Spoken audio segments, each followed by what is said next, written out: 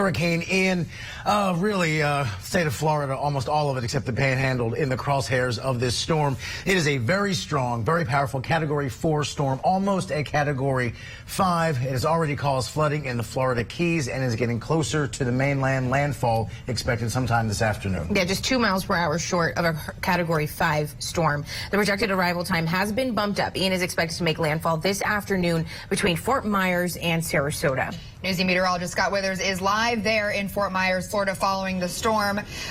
Scott, the information has changed so quickly. Are we expecting it to remain accurate at this point, or is it just so unpredictable?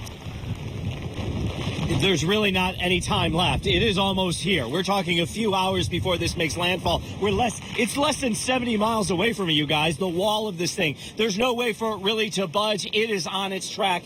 It is coming here. The governor said this was to prepare like a tornado was coming for your house. I'd like to amend that to say prepare as if a wall of tornadoes are coming for your house, because this eye wall, that's where the strongest winds are. That is 35 miles across. It is going to push through this area, and the winds are kicking up now, and so is the rain out here. You can see the waves behind me. Let's talk about Cat 4, Cat 5. 155 miles an hour.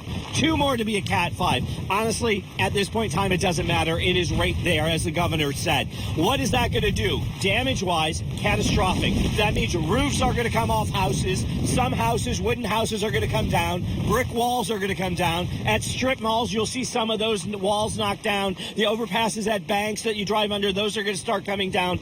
We'll also see lots of trees, light poles. All of that stuff is going to come down in a strong 4, Cat 5. And then you got the storm surge. If you're living, as you said, no one should be driving now. It's too late. You're at where you're going to be to ride out this storm. If you're along a canal that may flood, or in one of the evacuation zones where there's likely going to be storm surge, be prepared to quickly move to a second level of your house or building. If you don't have a second level of a house, be prepared to go up in the attic. I would already put some water, some food, flashlights up there, and an axe.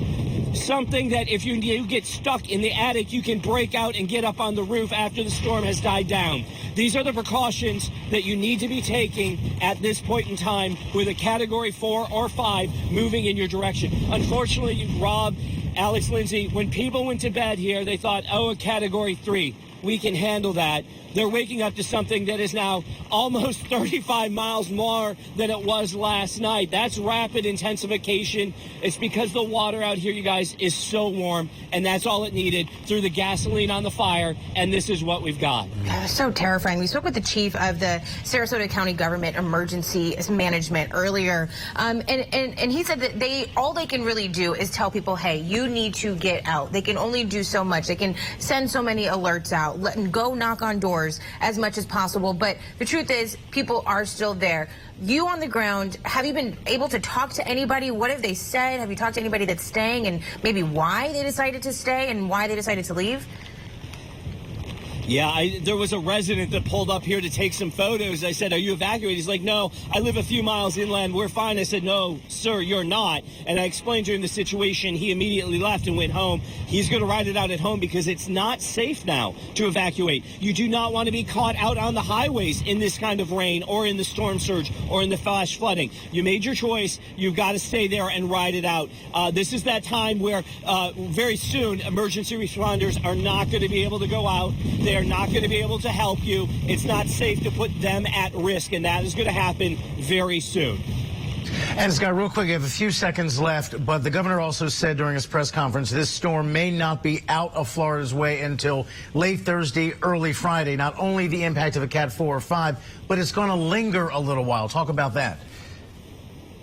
Yeah, so it's going to make landfall this afternoon as a major Category 3, 4, right in there. It's going to slow down a little bit when it starts making interacting with the land, but then it's going to stall out and just sit there and slow down. So we're still going to have a hurricane likely tomorrow at this time over central Florida, or a very strong tropical storm. I think we could see still a Category 1 tomorrow at this course in central Florida, and then eke out Thursday morning or Thursday night out into the coast, and then have some storm surge into Jacksonville on Friday. This is a multi-day event. It's going to cause widespread damage across this state. All right, Newsy meteorologist Scott Withers live in Fort Myers, Florida. Please stay safe, Scott. Go somewhere, and we'll be right back with more on this Hurricane Ian.